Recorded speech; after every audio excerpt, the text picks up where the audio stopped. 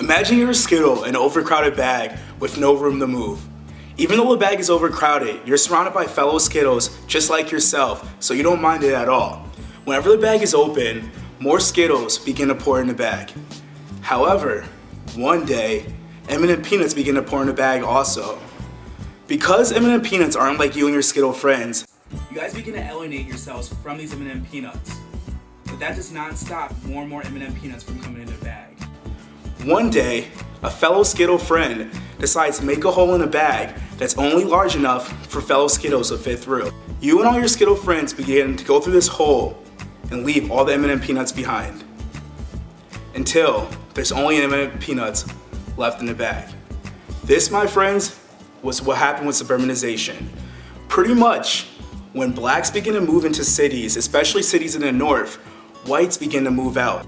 Movement of whites from densely populated, diverse urban areas to areas where it was a homogeneous population. Suburbs is also known as the white flight.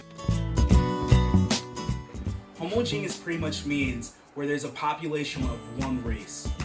Even though whites in northern cities did not support Jim Crow laws, they did not want blacks in their cities. They did not want to live in black neighborhoods. They tried their best to keep blacks out of their neighborhoods, but it just did not work.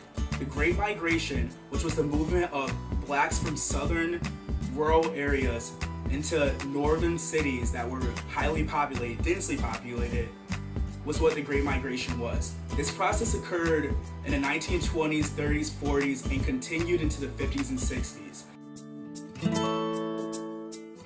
The movement of whites during the white flight to suburbs led to de facto segregation. Segregation that is not enforced by laws. It just kind of happens. So pretty much when whites were moving out of cities and moving to the suburbs, it was making those cities more densely populated with black people. This definitely helped speed up the process of what is known as suburbanization. There was other factors that took place too that made that happen. Cities were overcrowded. After World War II, there was lack of housing in cities, and also people wanted space. Cities were compact, jamming, crammed together. There wasn't much green space. There wasn't lawns. There wasn't backyards. There wasn't pools. The suburbs provided that for people. However, it began this uniformity and conformity, and pretty much everything became similar to each other. It was like one next door neighbor was trying to keep up with one other neighbor, and the other neighbor was trying to keep up with the other neighbor. All the houses were cookie cutter and they looked very similar. Males worked, females stayed at home, everyone had children. It was almost like people living in these suburbs were identical to each other, and it was pretty weird and kind of sparked criticism from many who didn't agree with this lifestyle or felt like this was a fabrication of what the American dream should be like.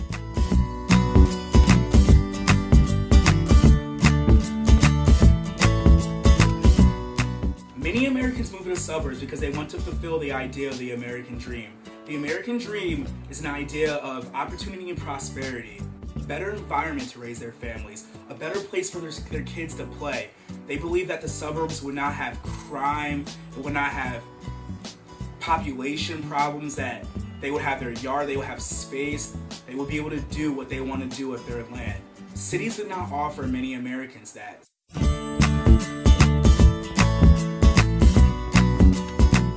When soldiers returned from World War II, the government made it easy for them to go to college, to get loans for houses, and to get access to cars. The increase in automobiles post-World War II made transportation to the suburbs possible for many families. A lot of families before World War II did not have access to cars. The creation of new highways in the 1940s and 50s contributed to the growth of suburbs also. People who did not have access to cars and transportation outside of cities now had access to go to other places that they never would have been able to go before with the car. This helped build suburbs. Cities like Detroit and St. Louis, to name a few, were big cities that were highly affected by suburbanization. Pretty much their populations went way downhill, and there was many problems in those cities after suburbanization. Neighborhoods became abandoned, there was crime, there's poverty everywhere, and this was pretty much due to the white flight into the suburbs.